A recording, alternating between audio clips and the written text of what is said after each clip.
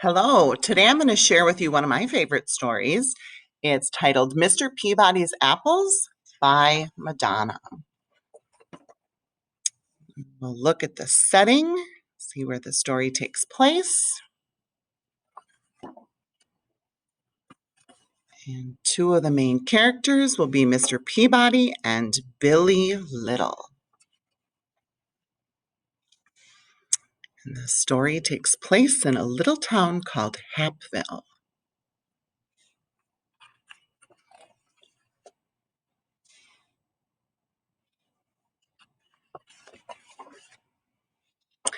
In the town of Hapville, which wasn't a very big town, Mr. Peabody was congratulating his Little League team on a great game.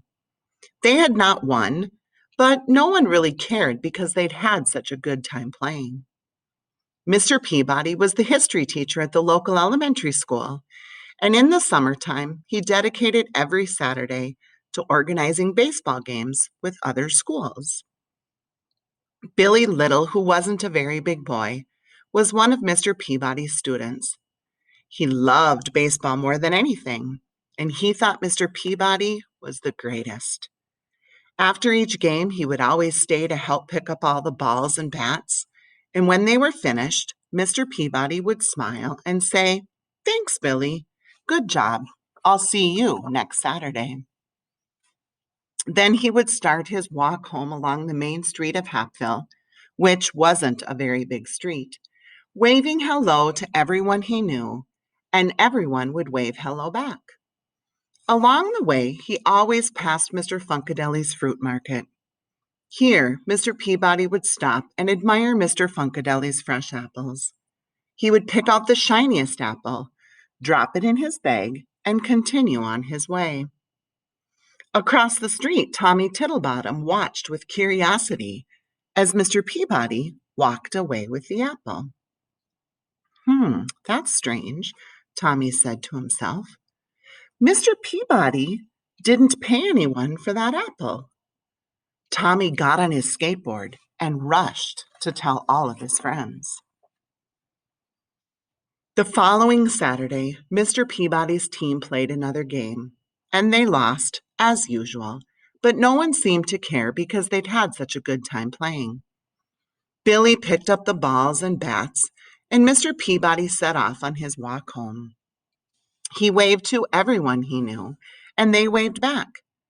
Once again, he stopped outside Mr. Funkadeli's fruit market, picked up the shiniest apple, dropped it in his bag, and continued on his way. Across the street, Tommy Tittlebottom and his friends watched Mr. Peabody. They were amazed at what they saw.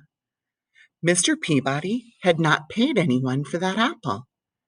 They couldn't wait to go tell all of their friends, who told their parents, who told their neighbors, who told their friends in the town of Hapville, which wasn't a very big town.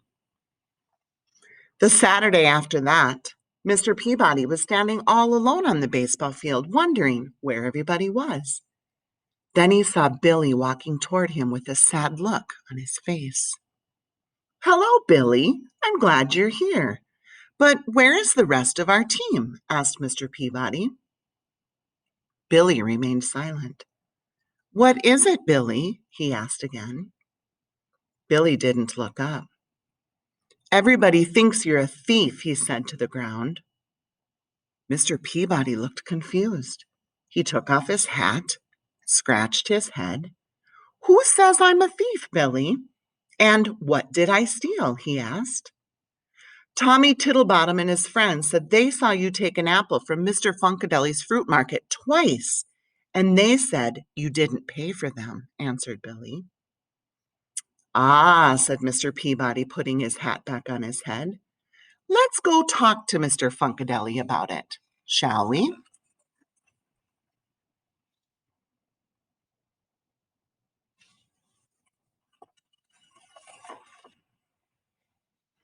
They walked down the main street, which wasn't a very big street, and Mr. Peabody waved to all the people he knew. But now some of them did not wave back, and some pretended they didn't even see him. They finally arrived at Mr. Funkadeli's fruit market. Out popped Mr. Funkadeli, who said, "Hey, what are you doing here, Mr. Peabody? Why aren't you at the game?" "There wasn't a game today," said Mr. Peabody, "and I was wondering if I could take my apple earlier than usual." "Sure, why not?" replied Mr. Funkadeli. "You pay for them every Saturday morning when you pick up your milk. You can take them when you like. You want the big, shiny one, Mr. Peabody?" Mr. Peabody took his apple, smiled, and offered it to Billy. "I would like to take the apple, Mr. Peabody, but I have to go and find Tommy and explain everything," said Billy. "When you find him, will you ask him to come over to my house? I would like to speak to him too," replied Mr. Peabody. A little while later, Billy found Tommy and told him what had happened with the apples. He told Tommy that Mr. Peabody wanted to speak to him right away. So off Tommy ran, and when he arrived, he rang the doorbell, and Mr. Peabody came to the door. They looked at each other for a while. "Oh, dear Mr. Peabody," said Tommy on the doorstep, "I didn't understand.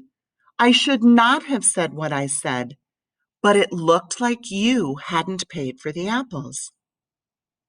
Mr. Peabody's eyebrows went up a little, and he felt a warm breeze blow across his face. "It doesn't matter what it looked like. What matters is the truth." Tommy looked down at his shoes and said, "I am so sorry. What can I do to make things better now?" Mr. Peabody took a deep breath, looked up at the small cloud that was in the sky, and he said, "I'll tell you what, Tommy. Meet me at the baseball diamond in 1 hour and bring a pillow stuffed with feathers." "Okay," said Tommy, who then ran off to his house to get a pillow. An hour later, Tommy met Mr. Peabody on the pitcher's mound. "Hello, Tommy," said Mr. Peabody. "Follow me and bring your pillow." Tommy followed Mr. Peabody to the top of the bleachers, wondering what was this all about. "It's a windy day today, isn't it?" asked Mr. Peabody when they reached the top. Tommy nodded his head in agreement. "Now here is a pair of scissors. Cut the pillow in half and shake all the feathers out." Tommy looked confused, but did it anyway. He thought it was a small price to pay to gain Mr. Peabody's forgiveness. The wind carried the thousands of feathers far and wide.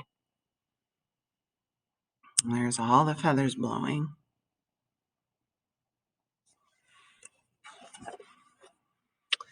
Tommy looked relieved and said, "Is that all I have to do to make things better?" There's one more thing," said Mr. Peabody. "Now you must go and pick up all the feathers." Tommy frowned. "I don't think it's possible to pick up all the feathers," Tommy replied. "It would be just as impossible to undo the damage that you have done by spreading the rumor that I am a thief," said Mr. Peabody. "Each feather represents a person in Hapville." There was a long pause as Tommy began to understand what Mr. Peabody was saying. Finally, he said, "I guess I have a lot of work ahead of me." Mr. Peabody smiled and said, "Indeed you do. Next time, don't be so quick to judge a person, and remember the power of your words." Then he handed Tommy the shiny red apple and made his way home. And that's the end.